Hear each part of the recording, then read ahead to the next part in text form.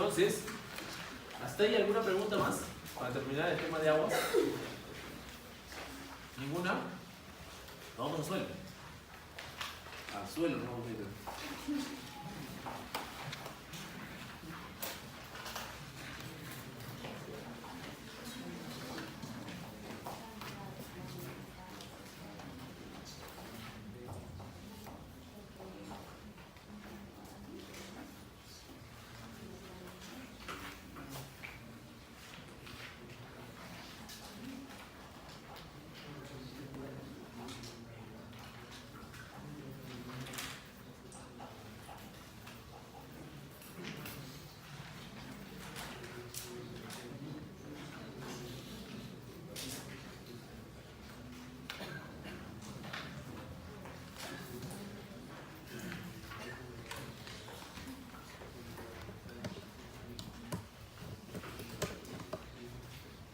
Entonces, ya hemos hablado del componente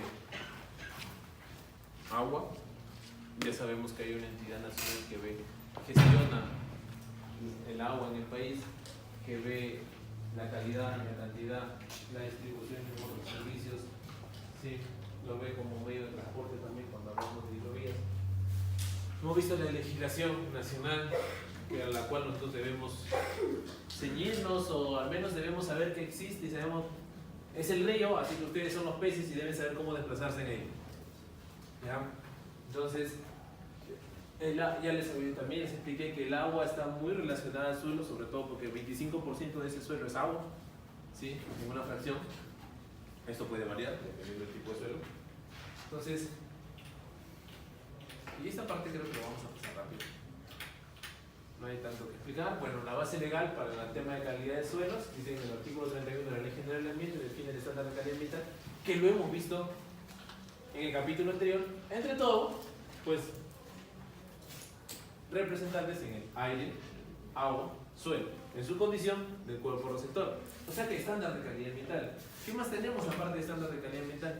Pues tenemos el estándar, el Decreto Supremo 011-2017 MINA, mediante el cual se aprobó el nuevo estándar de calidad ambiental, que no ha actualizado todavía la guía de muestreo ni la guía ERSA, ¿sí? Solo se ha actualizado el Decreto Supremo 011-2017 con el estándar de calidad ambiental, y salió los criterios para realizar la identificación de sitios contaminados, que sería el siguiente Decreto Supremo, que es el 012-2017.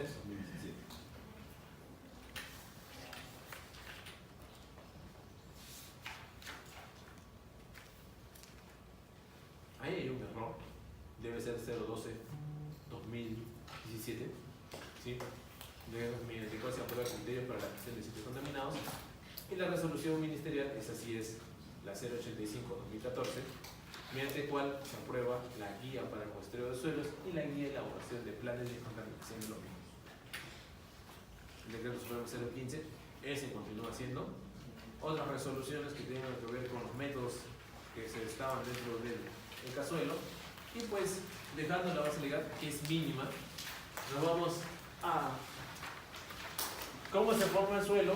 Creo que eso lo pasamos rápido, ¿sí? Los 5 componentes que tiene el perfil del suelo, que nosotros vamos a ver, los procesos de formación. ¿Qué más tenemos? Tenemos los factores de formación del suelo, ¿sí? Suelo en sus diferentes claves, pero lo que me importaría sería material matriz, topografía, clima, organismos y tiempo. Los principales factores, sobre todo el material matriz, para el tema de la agricultura, yo por ahí me iba por el tema de arsénico. ¿Ya? Entonces, la fracción de nitrógeno y oxígeno que podemos encontrar en el suelo, ¿sí? Igual es conocido.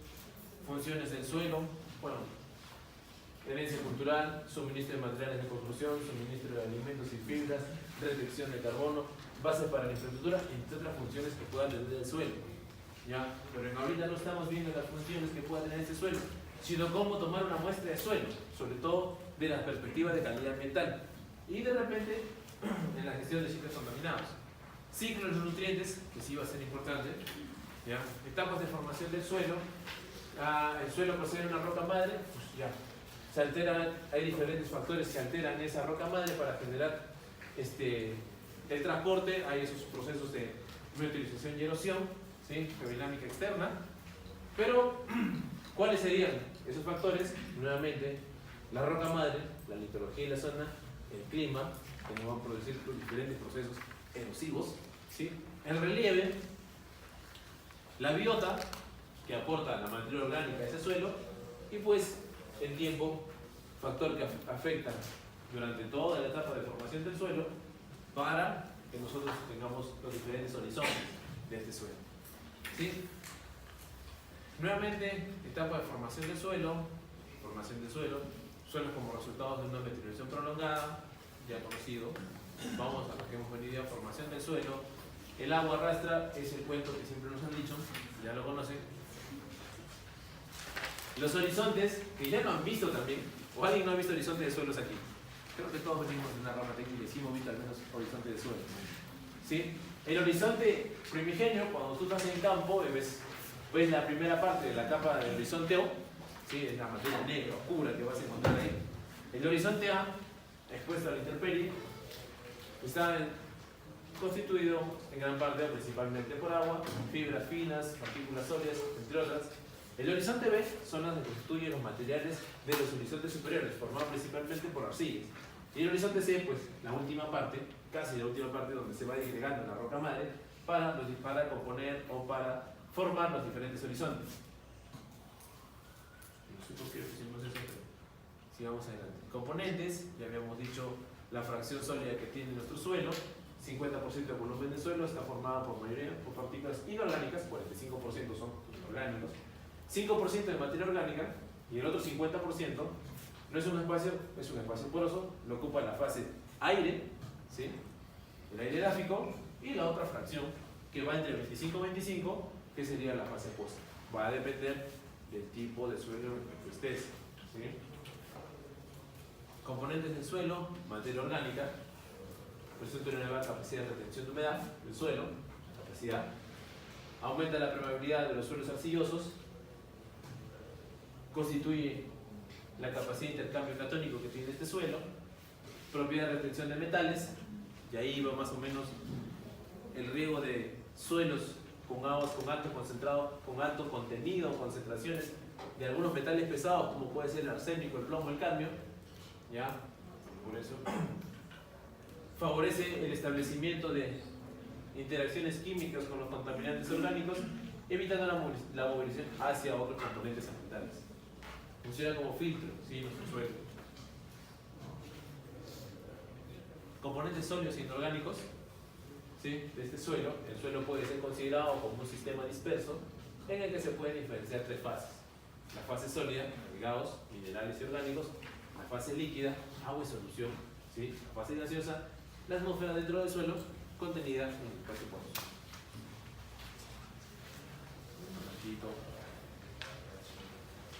¿Hasta aquí era la clase?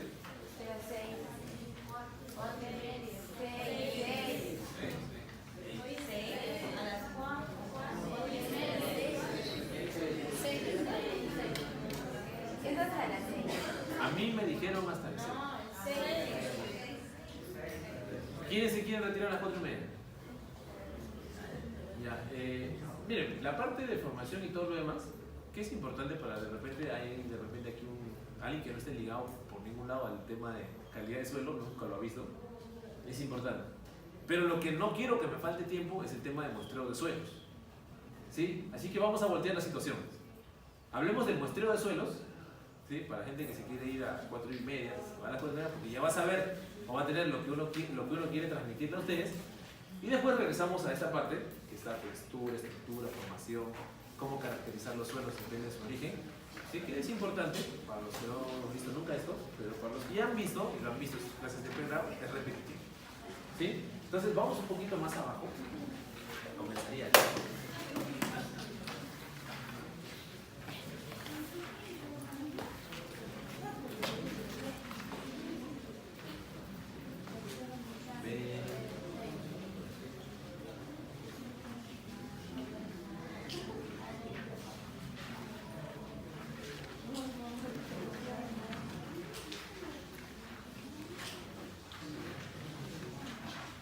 Desde aquí.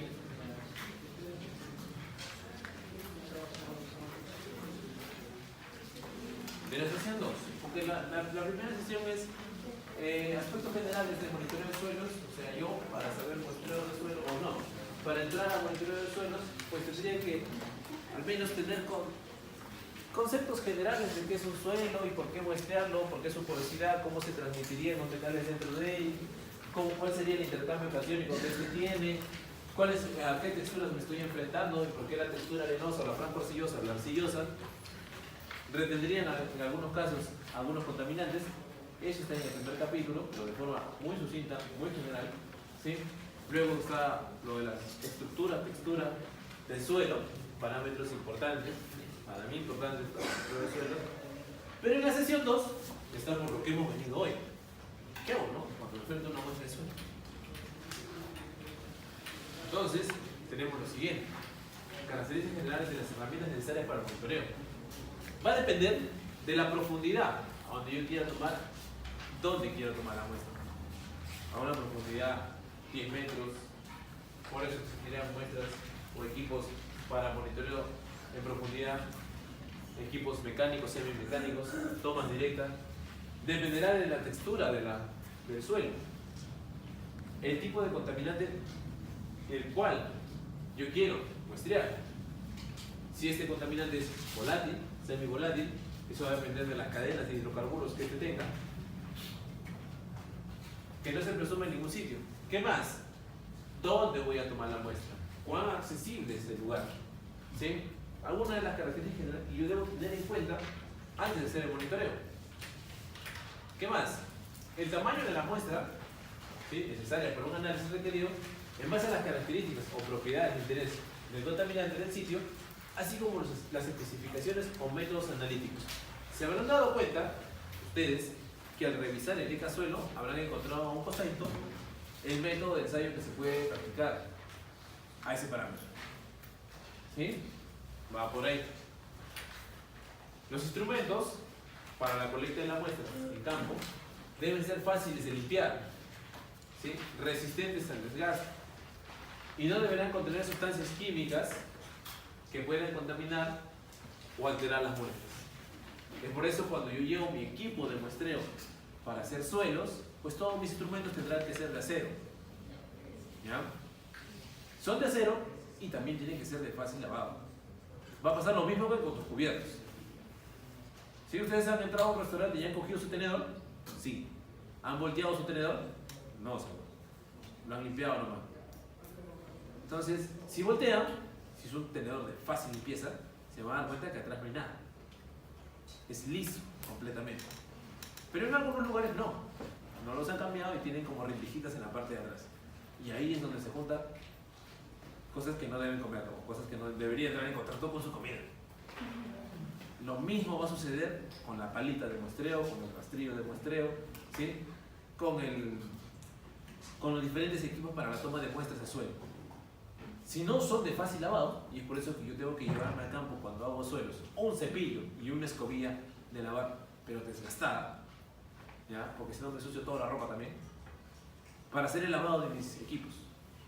Tanto el balde, ¿por qué desgastada? Porque si la escobilla es muy nueva, me revienta ese balde y después todo ya también se va a llenar porque va a estar muy raspado.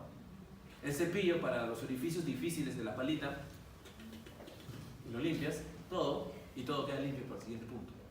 ¿Sí? En caso de contaminantes orgánicos, los instrumentos de muestreo o envases o contenedores para la conservación de las muestras no deberán contener sustancias químicas que puedan producir interferencias al momento de realizar las pruebas analíticas. ¿Sí? Eso va para mi frasco, eso va para mis bolsitas, ¿sí? Eso va para todos nuestros envases que nosotros llevemos. ¿Es suele mucha variedad de envases? No hay muchos. No es como agua, ¿sí? Tenemos el frasco ámbar, el pote ancho, ¿sí?, de polietileno. La mayoría de muestras van en plástico, una bolsa plástico, una bolsa ciclo de plástico, la mayoría. ¿Sí? Así que no hay mucho misterio el suelo. Cuando se trata de suelos contaminados con metales, se recomienda utensilios de plástico. Ajá. Eso quiere decir que en mi palita, todo eso, se recomienda utensilios de plástico, según esto, ¿sí?, para evitar que por raspado, por fricción, se vaya algo de tu palita dentro de esas muestras. Teflón o acero inoxidable, ¿sí? Porque muchos cuando hacemos nuestro muestreo de suelo, ¿qué llevamos? Una palita de jardinero comprada en sodio, que es de acero oxidable, y encima está recubierto con pintura, ¿sí? ¿De qué suelo? Dicen. Los demás, ¿sí? O los más comunes son las palas rectas, las curvas, los picos, las barretas, el barreno, ¿sí? Que es el que vamos a utilizar en campo, el barreno, y van a ver que es acero inoxidable, ¿sí? Las barretas, los nucleadores, las espátulas, las navajas, el martillo, el pico del geólogo, el machete, que no está puesto ahí, porque no solo es muestreo de suelo con fines de identificación de contaminación, sino también es el suelo con fines agrícolas, que es la última parte de nuestra guía que no está.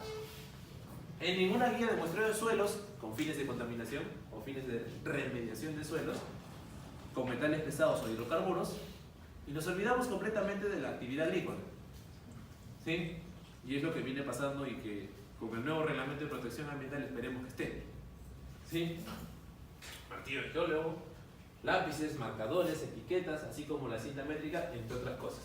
Tu pizarrita, ¿sí?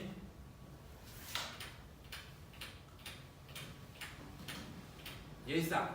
Todo esto está saliendo en la guía de muestreo de suelos, ¿eh? Para muestras superficiales o para muestras a profundidad. Tu pala recta con mango de madera, o tu pala de jardinero, tu pala recta, la cual no debes utilizar porque viene completamente recubierta con pintura, y esa parte de atrás de la pala es muy difícil de limpiar si no tienes tu escobillo, ¿ya? Y pues tu amigo barreno, ¿cuánta muestra quieres obtener? ¿1 kilo, 2 kilos? Pues puedes ir cambiando la cabeza del barreno, ¿ya? También para muestras superficiales. El barreno no es para muestras de profundidad, ¿sí? Muestras superficiales.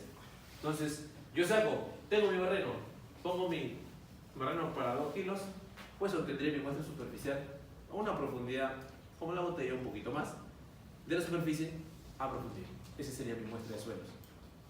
¿Quiero sacar una muestra compuesta? También puedes, ¿sí? Eso lo vas pasando en un balde, y en un balde de varios puntos, estableciendo tu red de puntos de muestreo, que está más adelante, como la vas a establecer. Todo lo llenas al mismo balde, homogenizas y te llevas una muestra de suelos, ¿sí? Para muestras superficiales, para la toma de muestras superficiales se pueden aplicar sondeos manuales, ¿sí? Oye, pero un sondeo manual, sí puedes establecer una rejilla, puedes establecer una rejilla circular, una rejilla rectangular, muestreo el zigzag, que es lo más fácil, el más sencillo. Eso quiere decir que si este es mi terreno, de este ancho, yo voy recorriendo en zigzag, establezco un punto de monitoreo, me voy para este lado, llego hasta el límite, pongo otro punto de monitoreo y así sucesivamente, teniendo en cuenta que no acercarme a los cercos, ni de madera ni de metal, ni de piedra tampoco, me alejo de ellos, me alejo de las acequias, ¿sí? Si quiero tomar una muestra representativa, porque el suelo que está cerca a acequias es diferente. El suelo que está cerca al cerco de metal, corroído por la humedad, podrías encontrar un poco más de metales. El suelo muy cerca a cercos de roca ha perdido un poco de su estructura y textura, porque ha sido estructura, porque ha sido aplastado. Y con la roca guarda más humedad. Habrás levantado una roca alguna vez, es más húmedo abajo, ¿cierto? Y el cerco de madera igualmente va perdiendo materia orgánica por la humedad que tiene el suelo, ¿sí? ¿Qué más? El sondeo manual, el sistema es relativamente fácil, rápido, es de bajo costo, siendo de poca cantidad de suelo que se puede extraer con esta técnica. Es muy cierto, es muy fácil de mostrar, va a depender mucho de la rejilla que tú establezcas y sobre todo de cuál es el objetivo de tu muestreo. ¿Qué cosa quieres obtener? Capacidad de producción de ese suelo, metales en ese suelo. ¿Se acuerdan el incendio de Lima Norte? El incendio de las llantas, el incendio de llantas. ¿Sí? No, Malvinas es más antiguo. En Pro, la salida de Trapiche. ¿sí? Se quemaron las llantas, ¿correcto? Se generó un polvo sedimentable abundante que cayeron sobre los terrenos de cultivo, sobre las casas, sobre los colegios y muchos lugares. Y tu objetivo, por ejemplo, si estás en suelo, es cuánto de esto se ha acumulado y qué cosa ha llegado. ¿Vas a hacer un muestreo de profundidad? No. Tienes que hacer un muestreo de la parte suelo, pero la película de encima. Queremos saber qué cosa ha llegado. ¿Sí? Va a depender del objetivo que tú quieras. Algunos equipos y algunas formas de mi amigo Barreno, el que utilizaremos en campo será de esta forma. El primero, y el más simple de utilizar. ¿Sí? Es el normal, el barreno de prueba arenosa, para este de acá, y el barreno para suelo arcilloso. ¿Por qué no el primero? Porque si el primero lo ponemos en suelo arcilloso nunca sale. ¿Ya? Nos quedamos ahí. Entonces, ese es fácil de uso para suelos francos, este para las arenas, y pues es nuestro amigo este de aquí para las arcillas. Y sobre todo cuando sacan la muestra de arcilla, pues así veas que no tiene paredes nuestro amigo barreno, como la arcilla tiene, es plástica, sale y sale igual. Igualito sale. ¿Ya? Barrenos, tornillo, tubo de muestreo, que lo ves por allá, ¿sí? Espátulas y otros accesorios, ¿no? Mangos, martillos, probetas para la limpieza de lugares. Las lampas, los picos, las barretas y la picota de geólogo para hacer tu exploración inicial cuando estás en roca. Pues, más que un listado, es más el uso de estos instrumentos. Porque te entrego la barreta y tú me dices, ¿qué hago con esto? ¿Dónde lo pongo primero? O el uso de los diferentes barrenos. ¿Ya? Entonces el suelo es bastante práctico, ¿sí? Y más práctica. Muestreo en profundidad. ¿Han escuchado sobre los testigos de las perforaciones diamantinas sobre todo? Ahí vas a encontrar tus muestreos a profundidad 50 metros, 100 metros, que ya no sería suelo, ¿sí? En un sitio potencialmente contaminado pueden existir también algunos sitios tanto en profundidad, ¿sí?, como en área de contaminadas. Esto se puede resultar en la intervención de entre otras características de las propiedades del suelo a lo largo del perfil. Entonces ahí hacemos muestreos mecánicos como lo está haciendo para muestras 10, 20 metros en columna, ¿sí? Muestras de profundidad, para ello, en especial para el muestreo, refleje también la posible variabilidad espacial de la profundidad de las sustancias contaminantes. De otra forma, las decisiones tomadas pueden ser que resulte, no puede dar un resultado no adecuado. Pues ya es un equipo de gran envergadura, ya tenemos que llevar una perforadora para obtener eso, pero quizás no es regular porque además se utilizan para exploraciones geológicas, ¿sí? ¿Qué más tenemos? Ahí está nuestra muestra que vamos a obtener a través de esas perforaciones cementinas, y pues ahí están nuestros amigos testigos, ¿sí? 50% de este testigo se va al laboratorio en un corte, lo corto de esa manera, 50 para el laboratorio y 50 queda guardado en nuestro legajo codificado y rotulado, ¿sí?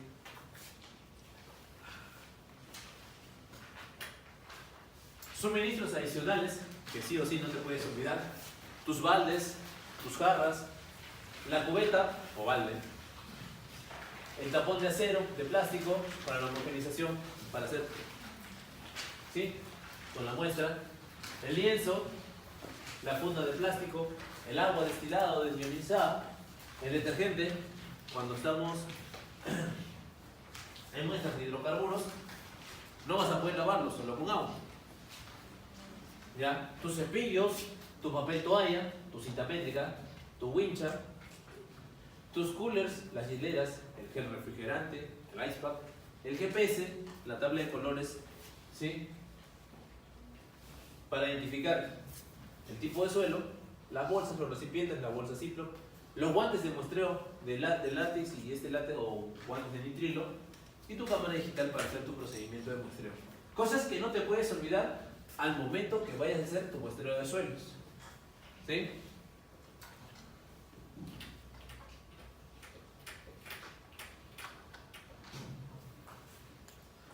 Y algunas cosas, también, al igual que en aguas, los equipos de protección personal. Tus lentes de seguridad para manejar tus reactivos, ¿sí? Tus guantes nitrilos, tu camisa manga larga, ¿ya? Tu pantalón, tu casco de seguridad, tus tapones auditivos, entre otros. Ahí llevan algunos equipos de seguridad.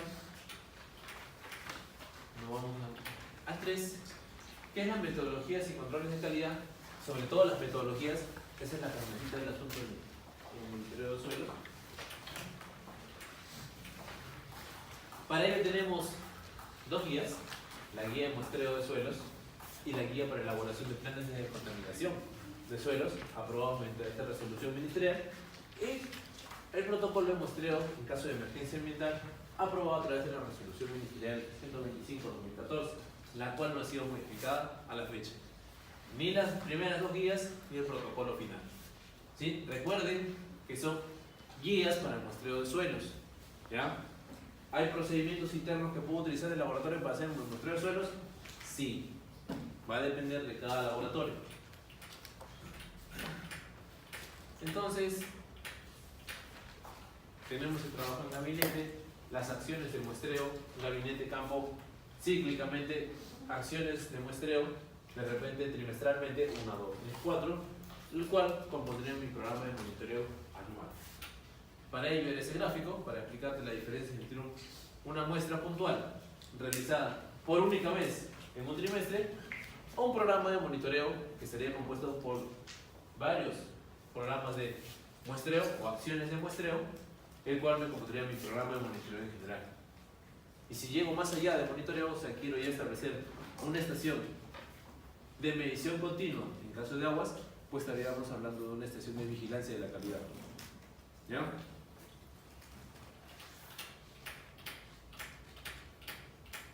Entonces, nos vamos a la guía de muestreo de suelos, en conformidad con el Decreto Supremo 011/2017 final, por medio del cual se aprueban los estándares de calidad ambiental. La guía establece especificaciones como que determinar la existencia de contaminación en el suelo. ¿Sí? Con ello sería un muestreo exploratorio. ¿Sí? Determinación de extensión. Un muestreo ya es un muestreo a detalle, tanto para determinar la extensión horizontal de distribución de ese contaminante como de forma vertical. Determinar las concentraciones de nivel de fondo, muestreo de nivel de fondo. Y determinar las acciones de remediación. ¿Sí? ¿Lograron reducir o no la concentración de contaminantes? Muestreo para determinar el grado de remediación. ¿Sí? Entonces tenemos 4 tipos. Entonces ya vamos separando los nombres en función a los objetivos de tu muestreo, ¿sí? Del trabajo que tú vas a realizar. Encontrarás pues el muestreo de identificación, el muestreo de detalle, el muestreo de nivel de fondo y el muestreo para la comprobación de la remediación. Esos 4 tipos serán los que vas a encontrar en la guía, ¿sí? De muestreo de suelos. En la guía se especifica además diferentes técnicas de muestreo, criterios para determinación del número de muestras, así como las medidas de calidad a tomar, ¿sí? Y el manejo de estos suelos. Entonces, nos vamos con el primero. ¿Qué más? La guía es aplicable para el muestreo de suelo en proyectos nuevos, actividades en curso, ¿sí? Y para sitios contaminados. ¿Qué más? En lo que la autoridad competente o la autoridad de fiscalización ambiental determine que no se cumplieron los objetivos de la remediación previstos en el instrumento de gestión ambiental. ¿Ya?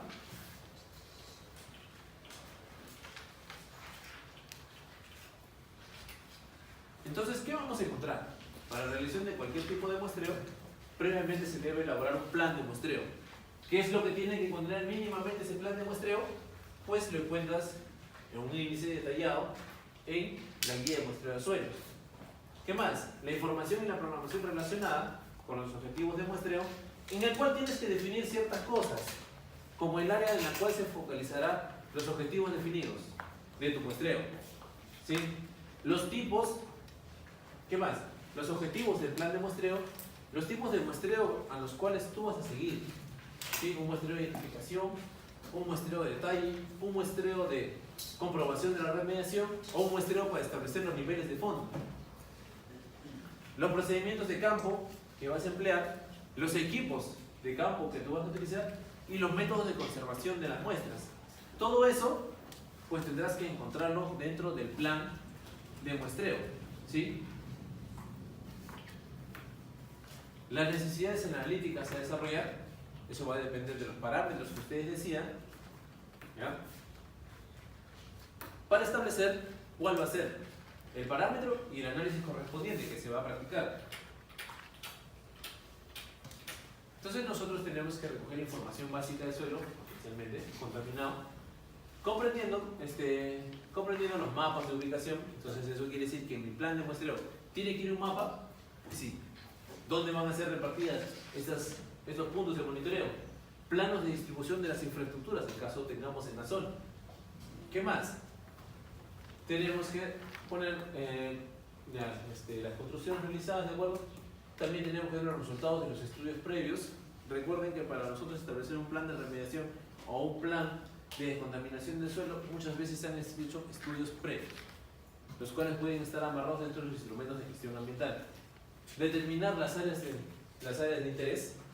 El personal involucrado debe precisar y debe asignar responsabilidades, ¿sí?, dentro de mi plan de muestreo.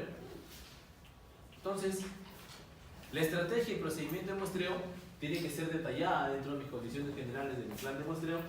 Determinar los parámetros con el objetivo de mi muestreo.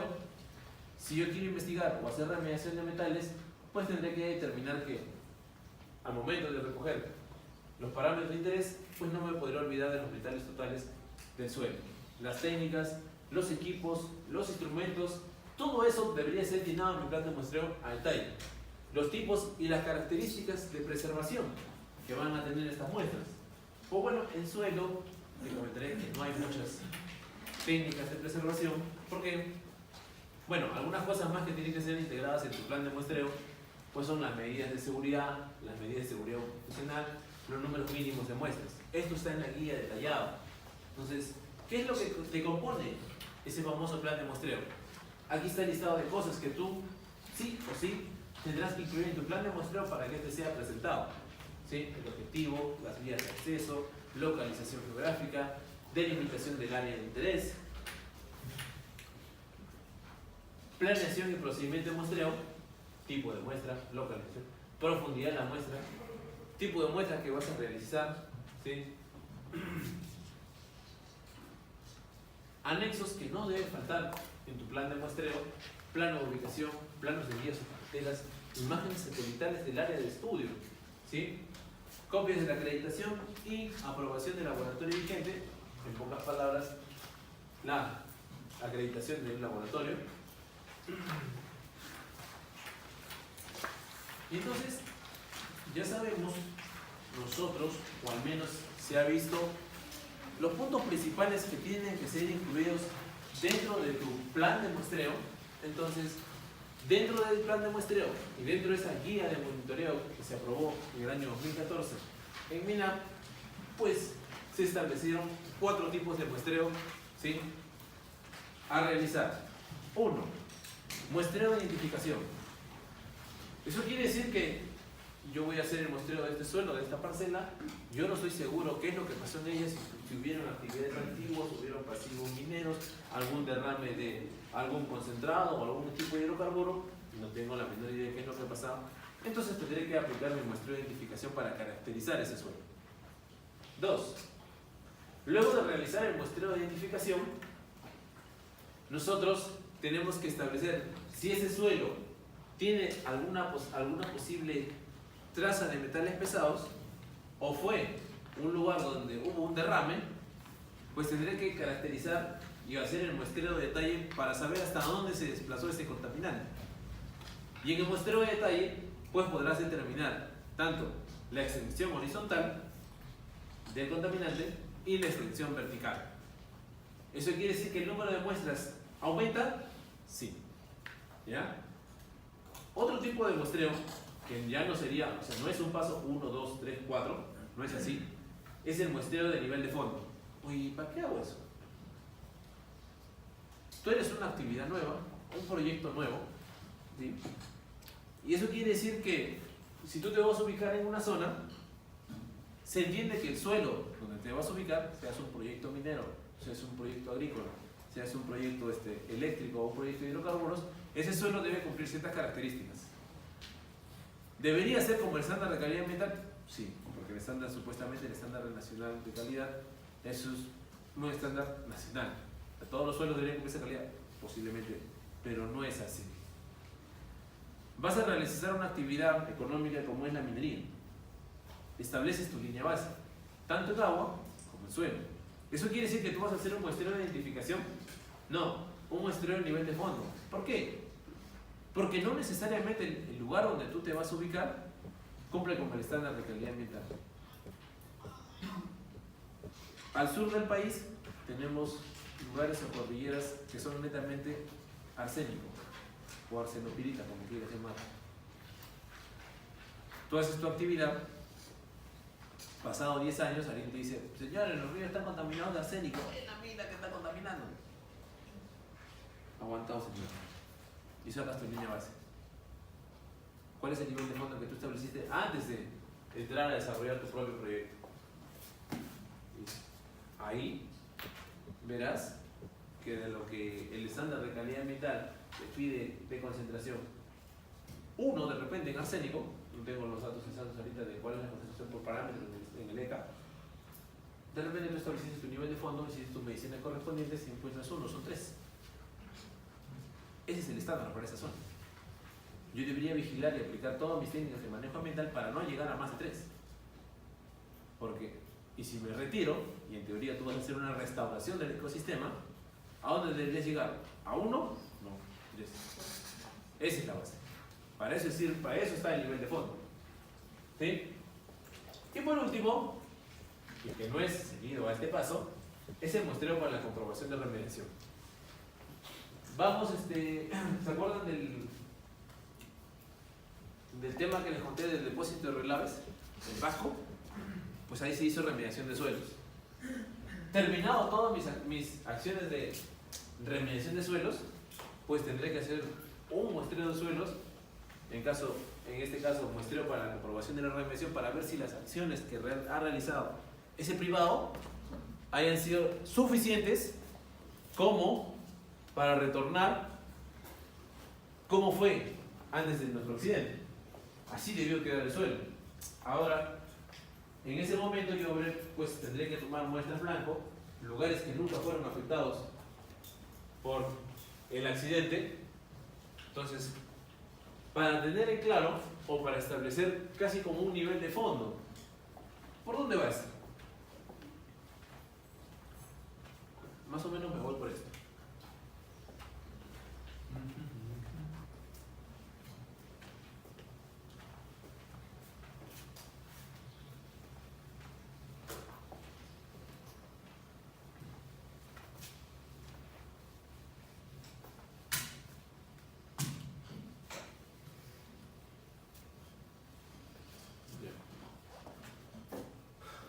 Imagínense, o sea, bueno, vamos a que este sea la vida, ¿sí?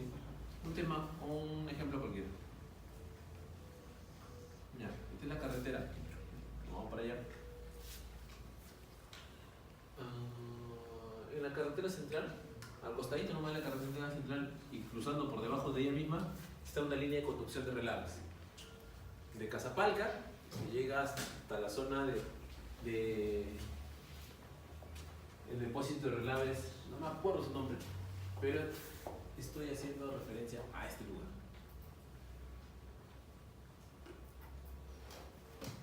Aquí, a este. ¿Sí?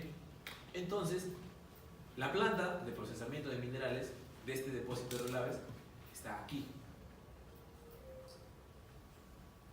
Esta es la planta. Aquí se realiza, en este techo azul, se realiza la flotación del mineral. O sea, ustedes bien saben que primero se hace la labor subterránea, obtienes el primer residuo de la minería, el desmonte, obtienes la mena la llevas a trituración, que sería chancado primario, secundario, terciario, molienda, la llevas a planta, la flotas y obtienes el siguiente subproducto de la minería, el relave. Lo llevas a fundición y obtienes el tercer producto de la minería, la escoria. Los 3 principales productos. ¿Ya? Entonces acá tienes el segundo, el relave. De aquí no lo llevas ni en camión ni nada, no, lo llevas por un tubo. La casa de bombeo está aquí.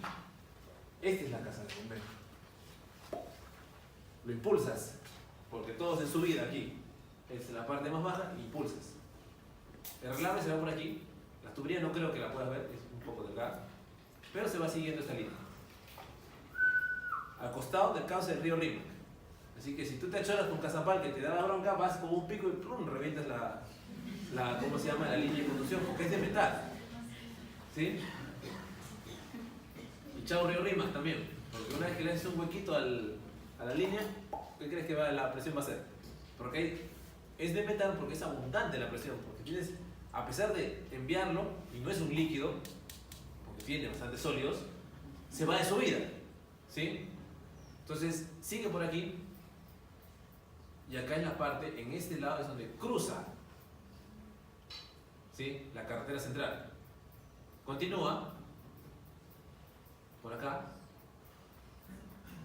y llega hasta aquí. Es una línea bien larga. Entonces, imaginemos, en nuestro caso hipotético, y acá, por acá llega, ¿sí? Acá, porque acá hay un desvío de aguas también.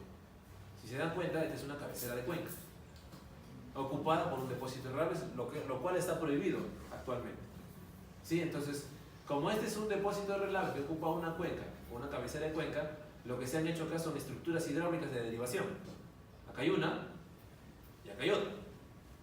Se capta y se deriva y se regresa al cauce. Por aquí. Otra fuente de agua. ¿Sí? Y la línea de conducción de relave está pasando por acá encima. ¿Ya? Qué cuidadosos somos. Y por acá las diferentes casetas. Por acá está pasando la línea de conducción. Y llega aquí y si se dan cuenta, ahí te la descarga. ¿Ya? La cual puede ser móvil. Puede llegar más acá también.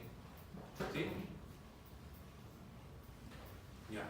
Eso no es tan importante, sino estamos aquí y ¡pum! Se revienta. ¿Ya? En esta zona. Cae.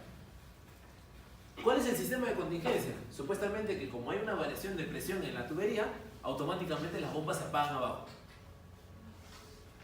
Yo hasta ahorita nunca lo he visto. Si sería así, yo no sé por qué, estando en subida, por qué se generan grandes derrames cuando se revientan. Por la presión, pero se supone que si automáticamente cambia la presión, se apagan, pero pues habrá una presión residual. Pero tampoco nos vamos a pelear por eso ahora. Si no, si pudiera rayar, nos rayamos. ¿Ya? Pero... Entonces, ¡pam!, hacemos el derrame aquí, en esta zona. Acá. Y acá hay un cauce de río. ¿Ya? Entonces, ahí tenemos que hacer, bueno, dentro del plan de contingencia, están todas las acciones que el titular debe aplicar para, uno, parar el derrame, reparar su línea y la otra parte no está. Hasta ahí no me llega. No hay. Porque no está, pues. Porque es un plan de contingencia, no es un plan de remediación. ¿Ya? Sí, uy. Así nos gestionamos en el país. Entonces, llega la autoridad de fiscalización y dice, oh, píllame, ¿qué vas a hacer? Y tú, de iniciativa misma, vas a decir, vamos a aplicar un plan de remediación que no está dentro del plan de contingencia, más de repente en el plan de contingencia podrá estar, se remediará la zona y se acabó, pero no te dicen cómo. ¿Ya? Entonces, construyes rápidamente tu plan de remediación de suelos. ¿Qué dices? Que vas a retirar el primer perfil de la zona. Tú ya sabrás X formas que vas a remediar. Tú llegas, luego él te va a notificar el momento que se acaban las acciones de remediación y tú tendrás que aplicar tu último. Tendrás que aplicar esto de aquí. Muestreo la comprobación de la remediación. Si las acciones que han sido aplicadas por el titular en esta zona, que yo te digo, pues cumplieron con el objetivo correspondiente. Me gustaría rayarlo. ¿Saben por qué? Porque estableceríamos cuál sería el área de impacto y no solo tienes que centrarte en el área que ha sido impactada, sino tienes que hacer muestreos en blanco. Zonas que nunca han sido tocadas por el material de relave, porque esos van a ser tu punto comparativo, no el estándar de calidad ambiental. Porque ¿ha habido nivel de fondo ahí? ¿No? No ha habido. Entonces, ¿necesariamente esto cumple con el estándar de calidad ambiental? No, tampoco, de repente no. Pero por eso tienes que tener puntos en blanco, haciendo un símil geográfico o una comparación geográfica de lugares muy parecidos, pero tampoco muy alejados a la zona. Para que tu resultado de tu comprobación de remediación, o durante el accidente, después del accidente, finalmente después de la remediación, hagas una comparación. Puntos que nunca han sido tocados, pero que me dirían cómo fue la calidad de sus suelos antes que entren en contacto con el material de derrama. ¿Sí? Entonces, nuevamente no puedo fallar. ¿Ya? Ese es, creo que es el depósito de Chinchón, creo, o algo así, pero aquí. ¿Ya? Este es un depósito de relaves antiguo y el dique ha sido construido por el mismo material de relave grueso. Un terremoto de gran intensidad, ya saben lo que va a pasar. ¿Sí? No es un dique ni de. No crean que tiene estructuras metálicas, nada por el estilo. Es un dique construido nada más por cicloneo. Y acá está nuestro RIMAC. Y acá hay otro depósito y así. Digamos que van a hacer una. ¿Y ese muestreo de comprobación de remediación está incluido en el plan de cierre también? En el plan de cierre de pasivos está. Sí, pero en el plan de cierre pasivos no se ha sido colocado. Por eso es que dentro de los nuevos instrumentos de gestión ambiental se tienen que actualizar dos cosas.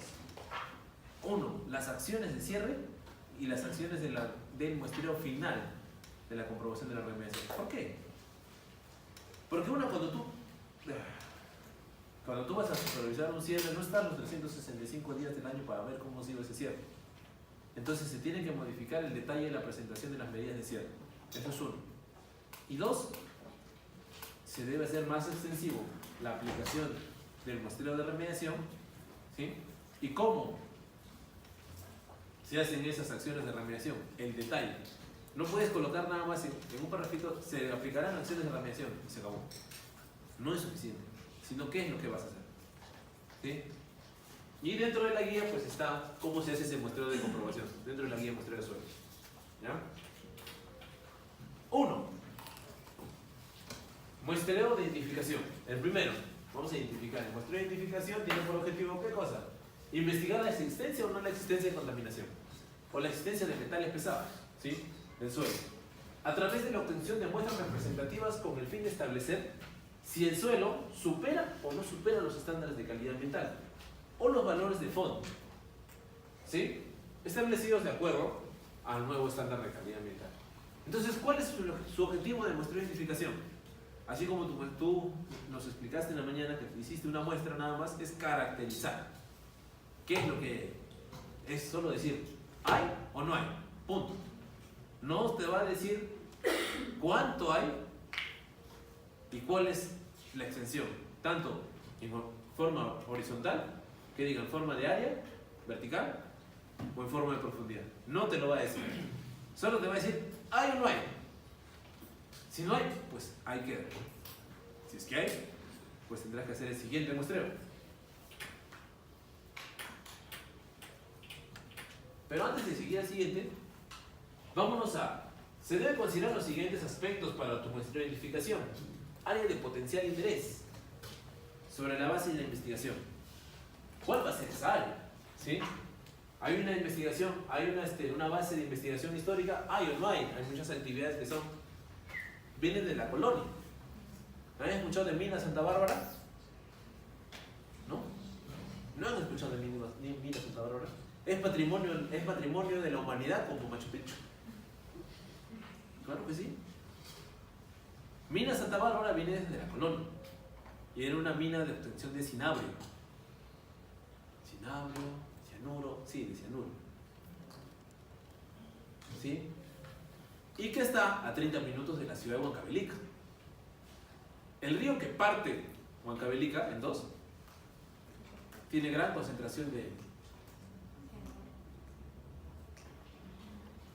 Sí, y también a Santa Bárbara. ¿Ya? Entonces, ahí ahí está Mina Santa Bárbara, patrimonio de la nación. Ahí está la planta antigua utilizada, colonial. ¿Sí? Y ahí están las bocaminas con sus escudos coloniales todavía, que nunca van a ser cerradas, como efluentes, porque son patrimonio de la nación, patrimonio de la humanidad, lo que digo la nación. ¿Sí? ¿Dónde está? Decimos, pones Huanca Bélica.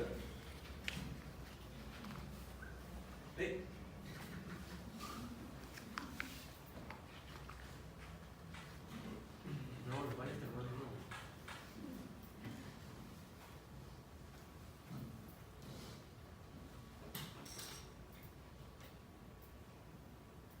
Y este es el río Guía. Acá. Este de aquí. Que parte de la ciudad o pasa por la mitad de la ciudad de Huancavelica. Y viene de aquí, ya está en una hacienda. Por ahí también está. Y esta es la zona. Acá. Mina Santa Bárbara. Toda esta zona. Aquí. Y ahí. ¿Sí? Grandes concentraciones. No solo de mercurio, también hay grandes concentraciones de mercurio. ¿Ya? Entonces, y así. Y muchas de las cosas con las que se ha construido la ciudad tienen grandes concentraciones de ese propio material. Entonces, muestra identificación.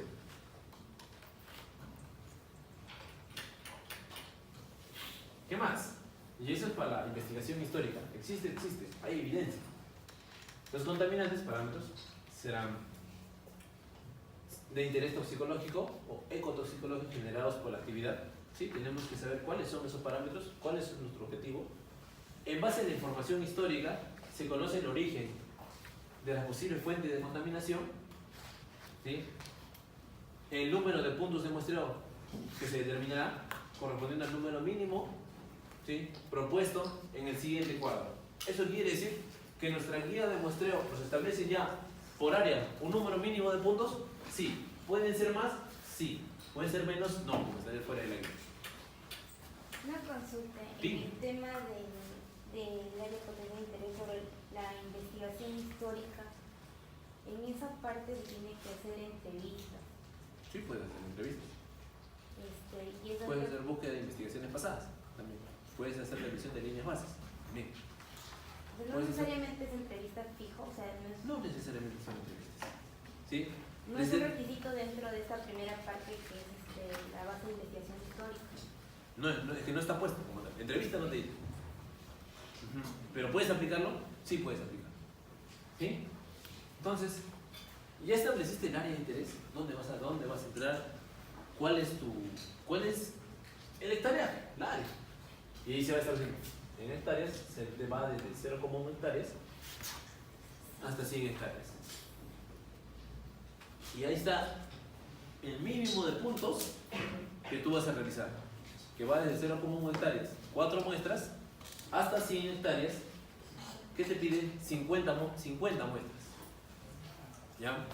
Uy, pero tengo 100 hectáreas, tengo 50 muestras, y eso es lo que discutíamos el día viernes con agricultura. Oye, pero ¿cuándo está, cómo se llama, la corrida de metales en suelo? Va de 150 a 200 soles por muestra. ¿Ya? Entonces, ¿pero será suficiente? Pues no. Bien, recuerda que estamos solo identificando, solo estamos caracterizando hay o no hay, nada más. Pasemos al siguiente. De lo que hicimos acá, de repente nos encontramos con un lugar nosotros de 100 hectáreas, hicimos nuestro muestreo, mandamos nuestras 50 muestras porque alcanzó todavía para 50 muestras, ¿ya? Recibes el resultado y dices, sí hay, te dice. O sea, en las parcelas de repente que nosotros estamos cultivando, o en todo el área de la ciudad de Huancavelica o el área agropecuaria, hay arsénico, hay mercurio, hay plomo.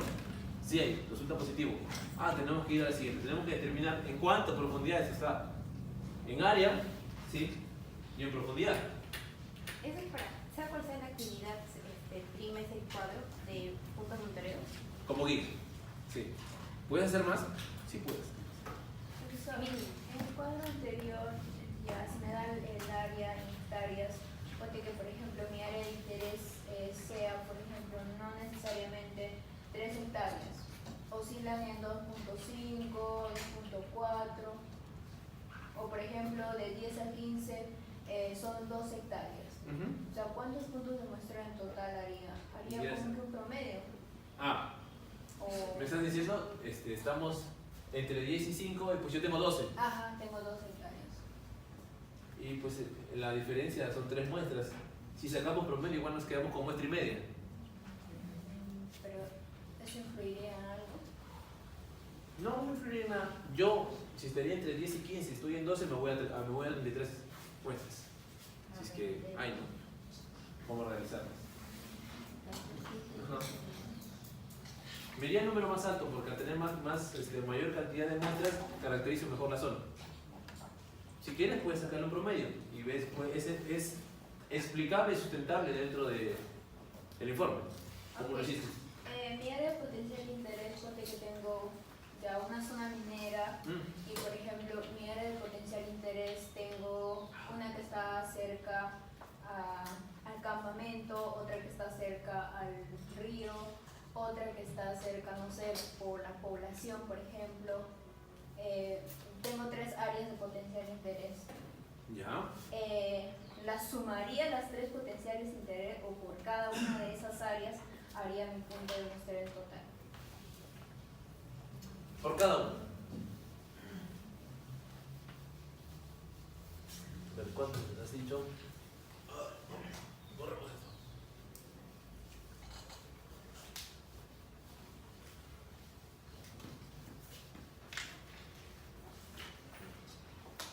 A ver, dinos nuevamente. Tenemos un área, primera área. Acerca a las poblaciones. Poblaciones, ya no campamentos. Ya, claro, al campamento. Ya, al campamento. Ya. Una que está cerca al río y otra que está... ¿Y el río por qué? ¿Por el río nada más o porque hay un componente minero? Claro, porque, por ejemplo, ponte que hay un petar y que está botando efluentes. Ajá. Ya, entonces. ¿Lo otro? Que están cerca a las poblaciones, ¿no? Está cerca a una comunidad. Una comunidad. Eso ya sería más como así. Claro, a un distrito, algo. Profesor, pero el área de potencial interés es el terreno total que pertenece en este caso al dueño de la empresa,